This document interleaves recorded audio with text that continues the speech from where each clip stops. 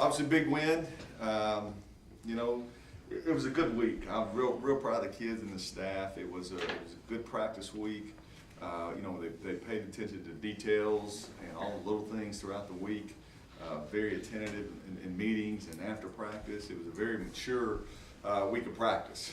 Eliminated distractions, and we traveled well, and it showed how we played. Just outstanding performance by our defense to be able to harass the quarterback like that, to be able to limit them till they get their first down in the third quarter. And the first one, I guess, was off a penalty.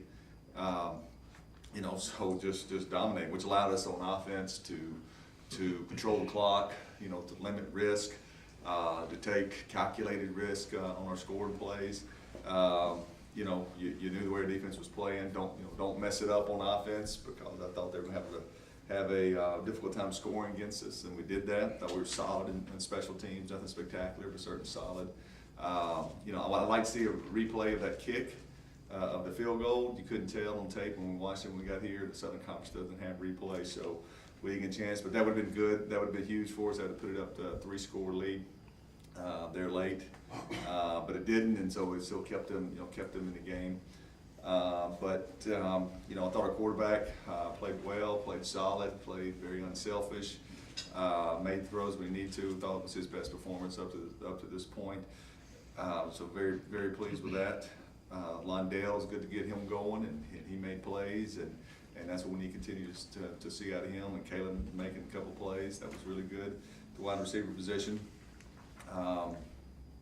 But defensively, how we harass them, our defensive line, rushing 3, rushing 4, be able to pressure the quarterback like that, really confused them with some different looks on defense, and whether we brought pressure or whether we backed out of there, just really controlled that side of that portion of the game, really did. So very pleased with our defensive line, off that effort. So big win, we'll enjoy it.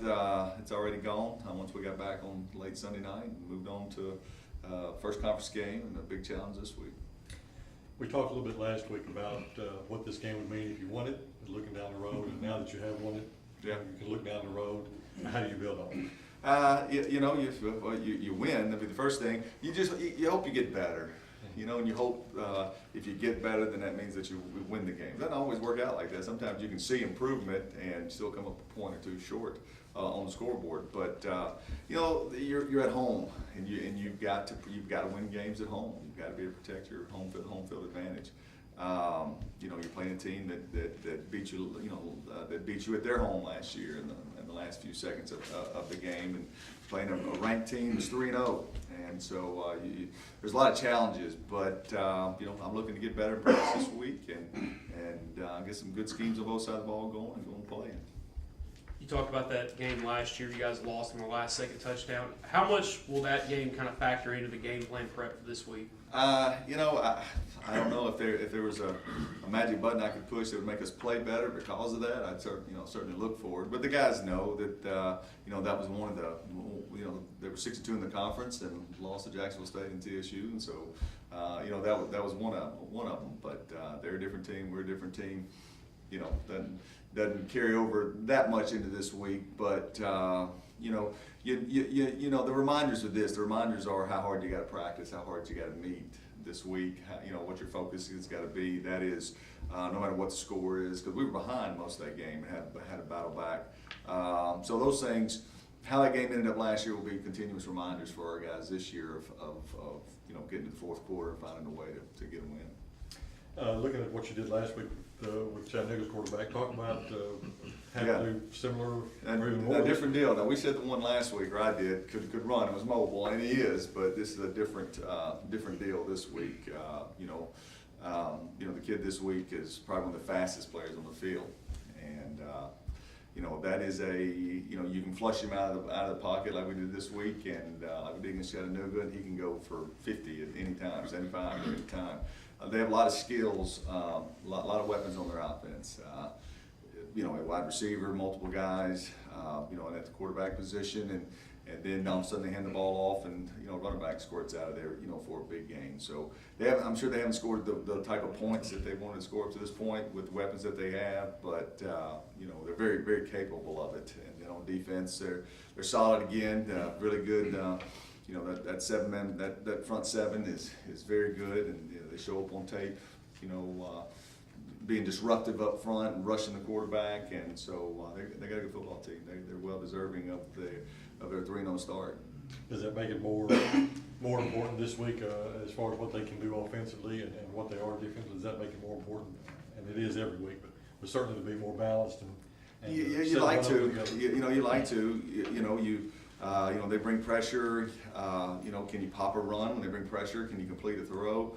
You know, when they don't bring pressure, can you play action, or you know, can you pop a run versus 6 in a box? So, you know, you gotta have plans. You gotta have plans for both. But no, that's certainly how we're built is to be as balanced as we can, and you know, get everybody involved. That's for us. That's what works.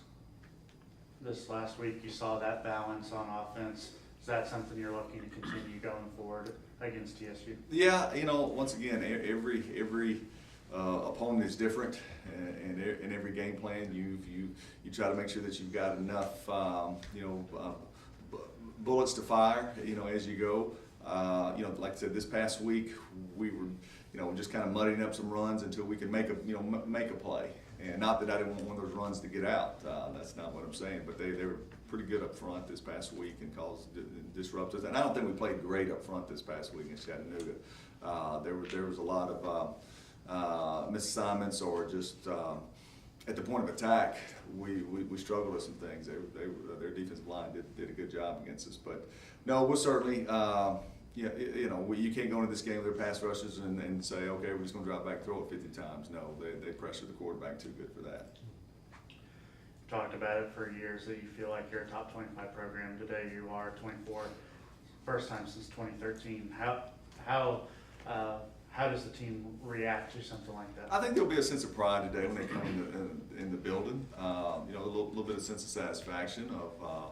You know, getting some national respect, okay, and you hope that they stay hungry and they want some more. And you know, the thing I'll remind them is that's great, but you know, you need you know, how we do in conference is being how we're measured now, because you've got 8 games in conference and the first one being this week, so you kind of turn the page. So first 3 games of the preseason, and you know, so what did you do? You went 2-3, and you played you know, 2 good games and a half of another game good, okay. So you know, okay, so this is where we are.